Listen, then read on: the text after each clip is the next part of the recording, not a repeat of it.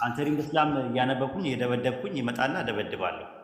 ዋና ኢላማዬም የነበረው አንድና አንድ እስልምናን ማኮላሸት ነው የምፈልገው የነበረው። አጠፋለሁ ብዬ የተነሳሁት ለአራት ነበረ ራሱ የተነሳ ነው። ኦርቶዶክስ፣ ካቶሊክ፣ ፕሮቴስታንትና ኦንሊ ጂሰስ ለአራት ሆነን የእስልምና ከምድረ ገጽ እናጠፋዋለን ብለን ነው የምናስበው የነበረው። በቃ ድራሽ ከኢትዮጵያ ምድር ድራሽ አባቱን እናጠፋለን ብለን ነበር የተነሳ ነው የነበረው ማለት ነው። እና ተነስተን ከዛ መካከል ውስጥ ስንሞክረው እየረበሸን መጣ። አንድ በርናባስ የሚባል ልጅ ነበር። እሱ ምን አለ፣ መሐመድን ዝም ብዬ ሳስበው የሆነ ነገር ወርዶለታል እንጂ ዝም ብሎ ኮረጆ ነው ምናምን ብዬ አላምንም አለ። ለምን እንደዛ አልክ ምናምን ስለው፣ አይ በቃ የሆነ ነገርማ አለው ይሄ ነገር እንዴት ቁርአኑ እኮ በጣም ሰፊ ነገር ነው የሚያወራው። የሆነ ነገር ወርዶለታል ከፈጣሪም ይሁን አይሁን ያላቅም፣ ግን ኮረጇል የሚል ነገር አይደለም። የሆነ ከሆነ ነገር ጋር የለቃቀመው ነገር ቢሆን እንደዚህ ጠንካራ ነገር እንዴት ይፈጠራል አለ። በዘመናት መካከል እስልምናን ለማጥፋት ከውስጥም የመናፍቃን ስራ ከውጭም የኩፋሮች ስራ በተጠናከረ ሁኔታ ተሰርቷል። ግን 1400 ዓመት ተሻግሮ መጥቷል። ቁርአን የአምላካችን ያላህ ቃል በሱረት ፉሲላት በራፍ 41 ላይ ሲናገር አሸናፊ መጽሐፍ በመጣላቸው ጊዜ ነው የሚለው። አሸናፊ መጽሐፍ ነው የሚለው። እስቲ ሁላችሁም ጻፉልኝ፣ አሸናፊ መጽሐፍ ብላችሁ ጻፉልኝ። አሸናፊ መጽሐፍ ቁርአን እውነት ነው። የሰዎችን ልቦች ማሸነፍ የሚችል አሸንፎ ማርኮ ማስቀረት የሚችል ብቸኛው መጽሐፍ ነው በዓለማችን ላይ። ሊዋጉት የመጡትን ሰዎች በአጠቃላይ አሸንፎ የሚያስቀር መጽሐፍ ነው። አሸናፊ መጽሐፍ ብላችሁ ጻፉልኝ። በአላህ አሸናፊ መጽሐፍ ማሸነፍ ይችላል። የምር በእውነት መዋጋት የሚፈልግ ሰው ካለ መጥቶ መዋጋት ይችላል። በሱረት ፉሲላት ምዕራፍ 41 ቁጥር 41 ላይ እነዚያ በቁርአን እሱ አሸናፊ መጽሐፍ ሲሆን በመጣላቸው ጊዜ የካሉት ጠፊዎች ናቸው ይላል። አሸናፊ መጽሐፍ የሚያሸንፍ ነው። የሰዎችን ልብ መማረክ የሚችል ነው። ማርኮ ማስቀረት የሚችል ነገር ነው ራሱ። እኔ እሱ ብቻ አይደለም አሁን ለእናንተ የተገረማችሁት። ኢንሻአላህ እውነት አንድ ሰው ውስጡና ውጪው አንድ አይነት አይደለም። እኔ ውስጤና ውጪ አንድ አይነት አልነበረ። እስልምናን እሳደባለሁ፣ እቃወማለሁ። ውስጤ ግን ሌላ ነው። የእስልምና እውነት እየገባኝ ነው፣ እያወቅኩኝ ነው ሳጠፋ የነበረው። መጨረሻ ላይ ውጬና ውስጤ ሲጋጭብኝ ነው ወደ እስልምና የመጣሁት። ይሄ ልጅም ተመሳሳይ ነገር ነው እየተናገረ ያለው። ኢንሻአላህ የሆነ ሰው ቀን ከሌሊት የሚሳደብ ሰው የነበረ ሰው አታውቁትም። ልብ ውስጡ ምን እንዳለ አታውቁም። ውስጡና ውጭው አንድ አይነት ሰው ነው ሳይቀር ሲቀር አላህ የውስጥን ነው የሚመለከተው፣ የልብን ነው የሚመለከተው። እነማናቸው ለሂዳያ የሚገባቸው ነገር እነማናቸው የማይገባቸው የሚለውን ነገር አላህ ብቻ ነው የሚያውቀው። አትወስኑ፣ ለአላህ ስጡ። በቃ አላህ ሂዳያ ይስጠው ብላችሁ ተዉት ተሳዳቢውን። ኢንሻአላህ ይሄ ነው ያለው ነገር ማለት በጣም ተሰርቷል። ሙናፊቃኖች በውስጥ ሰርተዋል። እኛ ጋር እንደ ሙስሊም ተመሳስለው ከሙስሊም ውጭ ያሉት ደግሞ ኩፋሮችም ሰርተዋል ለማጥፋት። ኦሪየንታሊስቶች ወይም ደግሞ ሙስተሽሪቅ የሚባሉት የመካከለኛው ጥንተ ነገር አጥኚዎች የሚባሉት ጭራሹን እየተማረኩበት ነው የሄዱት። ሚሽነሪዎች ብዙ ሞክረዋል። መካከለኛው ዘመን ተሞክሯል። ሲያቀታቸው ክሩሴድ ዋር የመስቀል ጦርነት ብለው አውጀውብን ነበር። የሆነ ሳለ እስልምና ከምድረ ገጽ መጥፋት አለበት ብለው 9 ጊዜ ጦርነት አድርገዋል። ተሸንፈዋል። ግን ባዛንታይን ኤምፓየር ገና በእንጭጭነቱ ደረጃ አጠፋለሁ ብሎ አቡበከር ሲዲቅ ኸሊፋ በነበረበት ሰዓት ላይ መቶ ተሸንፎ ነው ሄደው ሲያቀታቸው፣ በሀሳብ ሲያቀታቸው። የመዲና ውስጥ የነበሩ ባኑ ቁረይዛ የሚባሉ አይሁዶች የመካ ቁረይሾች ይህንን ብርሃን ለማጥፋት ሞክረዋል፣ አልቻሉም። ስላልቻሉ ነው መጨረሻ ላይ ጦርነት የገጠሙት። ጦርነቱም የመጣው በኋላ ላይ ጂሃድ የሚባለው ኮንሴፕትም የመጣው ከዛ አንጻር ድንበር ስላለፉ ነው። ድንበር ካላለፉ እንዳታልፉ ነው የሚለው ቁርአን። ይህንን ነው። ስለዚህ አሸናፊ መጽሐፍ በመጣላቸው ጊዜ ይላል። እነዛ የሚኮሩት ምንድን ናቸው? ጠፊዎች ናቸው ነው የሚለው። እነዛ የካዱት ሱረቱ ፉሲላት ምዕራፍ 40 ቁጥር 40። ያዟት ይችል ነገር ክርስቲያኖች፣ ዝም ብሎ አይነት መጽሐፍ አይደለም። እነዚያ በቁርአን እርሱ አሸናፊ መጽሐፍ ሲሆን በመጣላቸው ጊዜ የካዱ ጠፊዎች ናቸው። አሸናፊ መጽሐፍ ደጋግማችሁ ጻፉልኝ። አሸናፊ መጽሐፍ ብላችሁ የሚያሸንፍ ነው። ልብ መማረክ የሚችል ነው። ሊዋጉ የመጡትን ብዙዎችን ማርኮ ቁጭ አድርጓል። ይሄንን ነው ኡስታዝ። አይ ጥሩ ነው። እኔ በጣም ገርሞኝ ነው። በጣም ኢሞሽናል ሆነዋል። ለምን እንደሆነ አላውቅም። በጣም በተለይ ጴንጤዎቹ አይተህ ከሆነ ሰሞኑን እኔ በሰሞኑን ነው ትንሽ ማየት የጀመርኩትና ምን ማለት ጀምረው ነበር። ታድለዋል ያንተ መስለም ያዩ ሰዎች። እስቲ ትንሽ ነገርን ኡስታዝ በኋላ ልስማስ ነው። አይ እኔ ምንም የምናገረው ነገር የለም እና እኔ አንዳንዴ ባላወቅኩት እስልምናን ሁላ ምልበት ሁላ ጊዜ ነበረ ማለት ሲያንቀለቀለኝ ምንድን ነው እንደዚህ አይነት ነገር ያስገባኝ ማለትም ስሰማ የሆነ ሰዓት ላይ የነበረውን እኔ ፓልቶክ ላይ ነው። እናንተ ፓልቶክ ያኔ ብዙ አታውቁትም። ፓልቶክ እያለ እኔ ትምህርት ቤት ውስጥ እያለሁ ፓልቶክ የሚባል ፕሮግራም አለ ምናምን ተብሎ እኔ ያው ከሀገር ውጭ ነው የምኖረው። የዛሬ 11 ዓመት አካባቢ ላይ ነው 11 12 ዓመት አካባቢ ላይ ፓልቶክ የሚባል ፕሮግራም አለ ተብሎ ፓልቶክ የሚባል ነገር ለማዳመጥ መጣን። ከዛ ስመጣ በጣም ሙስሊሞች በጣም እየሰሩ ነበር በዛን ሰዓት ኢትዮጵያ ውስጥ። እነ ኡስታዝ አቡ አይደር እነ ኡስታዝ ሐምዛ የሚባሉ አሁን ኡስታዝ መሐመድ ከድር የምትላቸው ማለት ነው። ሌሎችም ነበሩ። በወቅቱ በጣም በትልቁ ስራ ይሰራ ነበረ። ኡስታዝ ጁንዱላ የሚባልም ነበረ። በጣም ይሰሩ ነበር መሬት ላይ። በአንድ ቀን አዳሜት ሁሉ እየሄዱ 500 ሰው ያሰልማሉ ምናምን ነገር በጣም እንቅስቃሴ የነበረበት ሰዓት ነበር። ከዛ በኋላ ምንድነው ማድረግ ያለብን ሲባል ግሩፕ ተፈጥሯል ግባ ተባልኩኝ። ከዛ ኦርቶዶክስ፣ ካቶሊክ፣ ፕሮቴስታንት፣ ኦንሊ ጂሰስ አራቱም ያለበት ግሩፕ ገባን። ስራ መስራት ጀመርን።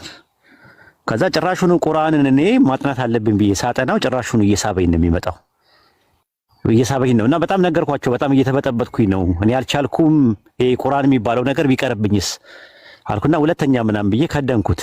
በቃ አያገባኝም ስለ ቁርአን ምናምን ብዬ በቃ ስለ ባይብል ብቻ እንትን ስል ባይብል ላይ ደግሞ ተስፋ የሚያስቆርጥ ነገር መስማት ጀመርኩኝ ከስኮላሮቹ እነ ዶክተር ፒዮ እነ ዶክተር ሞጃ ሞሜን ምናምን የመሳሰሉት ደግሞ ሌላ ነገር ይነግሩኛል። ያለ እድሜ ነበር የምንጠራራው የነበረው በወቅቱ። በጣም እጠይቃለሁ። ባይብል ኦሪጂናል አውቶግራፊ የለም እባላለሁ። ባይብል የማኑስክሪፕት ዲፈረንስ አለው። ብሮክን ቼን አለው። የተሰበረ ሰንሰለት ነው ያለው። እነ ሳይናቲከስ፣ ቫቲካንስ፣ አሌክሳንድረስ፣ ኤፍሬማ የሚባሉ 5800 የሚያክል ማኑስክሪፕት አለ እና ከየት እንደመጣው እንትኑ ሶርሱ ራሱ አይታወቅም። በቃ ልቤ ተሰበረ። ሳልፈልግ በግዴ እንደገና ድጋሚ ቁርአን ማጥናት ጀመርኩኝ። ከዛ ቁርአን ማንበብ ጀመርኩኝ። ከዛ ሐዲስ ማንበብ ጀመርኩኝ። ተፍሲር፣ ሲራ ምናምን ነገር ማንበብ ጀመርኩኝ። በቃ መረበሽ ነው ስራዬ። ታገልኩኝ።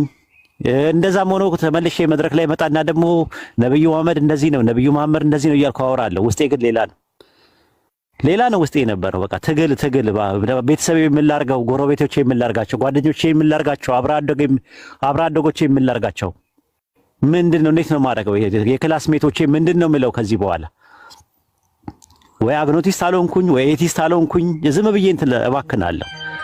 ቁርአንን ግልጥ ሳረገው አላህ ሲናገር ሰማዋለሁ። ያላ ንግግር ነው ቁርአን ሙሉ ለሙሉ ሱረቱ ሁጁራት ምዕራፍ 49 ቁጥር 13 ላይ ያረሰው እናንተ ሰዎች ሆይ ከወንድና ከሴት ፈጠርናችሁ ይላል። ወይኔ የሚናገረው አላህ ነው ማለት ነው። እኛኮ አላህ በቁርአን ውስጥ ተናግሮ አያውቅም ስንል ነበር የነበርነው። ቁርአን ያላ ንግግር ነው። ሰውኛ ዘይቤ አነበብኩ 5 ነው ከጫፍ ያነበብኩት። እኔ በህይወት ዘመኔ ባይብልን ከጫፍ እስከ ጫፍ ከዘፍጥረት እስከ ራዕየ ዮሐንስ ድረስ እያልኩኝ 10 ያንብቤዋለሁ። ለዛውም ተውት። ሌሎቹ በእንግሊዝኛ ያነበብኳቸውን ዕብራይስጥና ግሪክ የሞከርኩት ምናምን ተውት። በአማርኛ ብቻ ነው የምነግራችሁ። ቁርአንን 5 ጊዜ በአማርኛ ከጫፍ እስከ ጫፍ ከሱረቱ ፋቲሃ ጀምርና ሱረቱ ናስ 5 ያንብቤዋለሁ። በቃ እንዲህ አይነት እየተፈተንኩኝ ምን ነው ባላወቅኩት ቁርአንን በቀረብኝ ምን ነው ሙስሊሞችን እያወቅኳቸው ስለ እስልምና በውጪ አርካኑን ኢስላምና አርካኑን ኢማን እያልኩኝ እየተሰማኝ አረፌ ብቀመጥስ ለቆ አይለቅም። ራሱ አሁን ቃል ስትናገር አንድ ነገር ነበረ፣ ዝም ብሎ ይስባል ስትል ነበረ። አይለቃችሁም፣ ከጀመራችሁት አይለቃችሁም።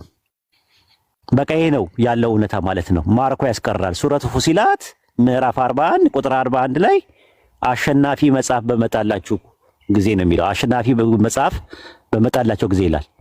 እነዚያ የካዱት ጠፊዎች ናቸው ይላል። አሸናፊ መጽሐፍ ያሸንፋል። እንደሚያሸንፍ አይተናል። የብዙዎች ሰዎችን ህይወት ሲማርክ አይተናል። እና አሁንም ትግል ላይ ናት ያለችው ቃል። እመኑኝ የጊዜ ጉዳይ ነው። ቃል ምንም ነገር ብታደርግ እኔ እንተላላትን እንኳን ተዋት ቃልና ትንሿን አሁን በቅርብ ቀን ማናገር ጀምሬያለሁ። እኔ ዝም ብዬ የሆነ ነገር የሚሰማኝ ነገር አለ ውስጤ። ኢልሃም ይሁን ምን ይሁን አላውቅም፣ አላህ ነው የሚያውቀው። ብዙ ሰዎች አሁን በቀደም ተቃወሙኝ። ኧረ አላህና መልእክተኛውን ተሳደባለች ምናምን አሉኝ። እኔ አሁን ላይ ተውኝ። ትንሿ የምትባለው አሁን ቤቷ ብትበረብሩት የሆነ ነገር ታገኛላችሁ አይደል? የጊዜ ጉዳይ ነው። ኢንሻአላህ ብዙ ሰዎች ነፃ ይወጣሉ። ብዙ ሰዎች እንትን ይላሉ። ውስጣቸውና ውጫቸው አንድ አይነት አይደለም። ውጫቸው ነው እየተሳደበ ያለው። አሁን ቃልም ብትሏት የኢየሱስን አምላክነት ክጄ ምናምን ነገር በኢየሱስ ስም ምናምን ልትላችሁላ ትችላለች። ውስጧ ግን ሌላ ነው። ራሷን ትፈትሽ። የምሬ ነው የምነግራችሁ። አይደለም ቃል ብቻ አይደለም። ብዙዎች በእንደዚህ አይነት ነገር ውስጥ በይሉንታ አጥር በይሉንታ ውስጥ ተሸምቅቀው ነው ያሉት። የጊዜ ጉዳይ ነው። ሁጃ ቆሟል። ከዚህ በኋላ ማለት ነው። ሪሳላውን ሰምታችኋል። ብዙ ክርስቲያኖች ሰምታችኋል። እውነቱን ሰምታችኋል። እያወቃችሁ ግን በእሳት አትጫወቱ። እኛ ጉዳያችን የቁጥር አይደለም። ጉዳያችን የቲፎዞ ጉዳይ አይደለም። ፖለቲካ አይደለም። እዚህ የተቀመጥነው ወይም ደግሞ ቢዝነስ ማን ሆነን ስለ ቢዝነስ አይደለም እያወራን ያለነው። እያወራን ያለነው የህይወትና የሞት ጉዳይ ነው። የዘላለም ህይወትና የዘላለም ሞት ጉዳይ ነው። ጉዳዩ የጀነትና የጀሃነም ጉዳይ ነው። ጉዳዩ ቁጭ ያልነው እዚህ ጊዜያችንን ያባከንት የምንለው አጅር እናገኝበታለን ከአላህ ዘንድ ፕሪቪሌጅ እናገኝበታለን ብለን እንጂ ጊዜ ማቃጠል የለብንም በዚህ አይነት ጉዳይ። ሌላ እንደዚህ የሙድም አይደለም፣ ፎሎ ለመሰብሰብም አይደለም። እዚህ ቁጭ ያልነው ጊፍት ለመሰብሰብም አይደለም። እዚህ ቁጭ ያልነው ፌመስ ለመሆንም አይደለም። እንደዛ ከሚሆን በሃይማኖት ስም ከመነገድ ይልቅ ሁሉ ነገር ትቶ ጓሮ ላይ አታክል ተክላችሁት በቆሎ ተክላችሁት አመት እንትን ብሎ ብትበሉበት ይሻላል። ይሄ እዚህም እዛም አጅር የለውም። ዓላማችንና ኢላማችን አላህ በሚያውቀው እዚህ የተሰበሰብነው ሁላችንም አላህ በሚያውቀው እናንተ ላኢላሃ ኢለላህ ብላችሁ ገመዱን ይዛችሁ ከጀሃነም ነፃ እንድትሆኑ ነው። አይደለም ሩቅ አትሂዱ። ቃል አጠገብሽ ዘመድሽ የምታውቂው ጎረቤትሽ ሄደሽ ልጠይቂው አልጋ ላይ ሆኖ ቢያካስት ብታገኙ ውስጥሽ ሰላም አይኖረውም። ትታመሚያለሽ አብረሽ። ሰዎች ገሃነም ይገባሉ ሁጃ ከቆመባቸው በኋላ ጀሃነም ይገባሉ እየተባልን እየተነገረን እንዴት ነው እንቅልፍ የምተኙት? እንዴት እንቅልፍ እንተኛ? እኛ ለሰዎች እኛ የቀመስነውን ህይወት ሰዎች እንዲቀምሱ እንፈልጋለን። እኛ ያየነውን ብርሃን እኛም የጣፈጠውን ይሄንን ቅርጽና ይዘቱን ጣዕሙና ጥፍጥናውን አውቀን እንዴት ዝም እንበል ብለን ነው እዚህ የመጣ ነው እንጂ ቤታችን አርፍ ብንቀመጥ እንችላለን። ልጆቻችንን ብናሳድግ ይሻለናል። ትዳራችን ላይ ሌላ ቢዝነስ ነገር ብንሰራ ያዋጣን ነበር።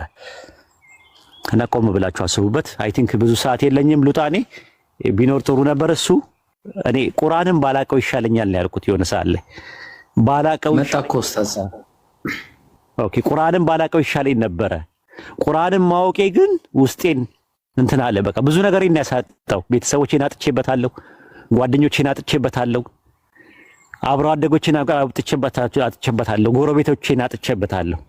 ብዙ ነገር ያጣውበት ነው። ይሄ መስዋዕት የከፈልኩት አንድ የገባኝ እውነት ስላለ ነው። ላኢላሃ ኢለላህ የሚለው ገመድ ስለገባኝ ነው። ያንን ስለያዝኩኝ ነው። ሌላ ነገር አይደለም። የቁርአን እውነት ቁርአን የአምላካችን የአላህ ንግግር ነው። አላህ ሲናገር በተሰሙት ቁርአን ላይ ክርስቲያኖች ላኢላሃ ኢላ አና ከኔ በቀር ሌላ አምላክ የለም ብለው በመጀመሪያ መደብ በሲንጉላር ይናገራል። ኸለቅና ጃአልና ፈአልና እያለ ፈጠረን ሰራን እያለ ደግሞ አምፕሊቲዩድ ግነትን ለማመልከት በእኛራላላ እኛ እንዴት ዱዓ ማድረግ እንዳለብን ደግሞ ሲናገር ደግሞ አንተ እያለ ራሱ በሁለተኛ መደብ እንዴት መጸለይ እንዳለብን እንዴት ዱዓ ማድረግ እንዳለብን የሚናገር አምላክ ነው። እኛ ሄደን ሪሳላው ለሰዎች ስናደርስ ደግሞ ምን ማለት እንዳለብን ሲናገር ቁል በል ቁሉ በሉ እያለ ሁወ እርሱ እያለ የሚናገር አምላክ ነው ያለን። ጥንት የነበረው በአብርሃም በይስሐቅ በያዕቆብ የነበረውን ከአደም ጀምሮ የነበረውን እንተርክልሃለን እያለ አስታውስ እያለ የሚናገር አንድ አምላክ ነው ያለን። ጥንት የነበረው ነቢያትን ሲልክ የነበረው ለሙሳ ባህርን ክፈል አልነው እያለ የሚናገር አምላክ ነው ቁርአን ላይ ያለው እንድታውቁት። ወደፊት ያለውን የቂያማ ቀን ሁላ ሳይቀር ጀነትና ጀሃነም ወደፊት የቂያማ ቀን የጀነት ሰዎችና የጀሃነም ሰዎች ምን እንደሚሉ ሁሉ የሚናገር አንድ አምላክ አለ። የሩቅ ነገሮችን የሚናገር ጋይብ የሆኑትን የሚናገር ይሄ አንድ አምላክ ነው ያለው። ራሱ ቁርአን 1/3 ትረካ ነው፣ ከ3 ነው። ጥንት የነበረውንና ወደፊት የሚሆነውን የሚተርክ ነው የያዘው። ቁርአን 1/3 አቂዳ ነው፣ አንቀጸ እምነት ነው። ቁርአን 1/3 ፊቂ ነው፣ ሙሐከማት ነው፣ ህግጋት ነው ያለው። ይሄን አድርግ ይሄን አታድርግ የሚል ነገር ነው ያለው። ቀስ ብላችሁ ረጋ ብላችሁ በአጽኖትና በአንክሮት አጥኑት። ለክርስቲያኖች ማስተላለፈው መልእክት ይሄ ነው።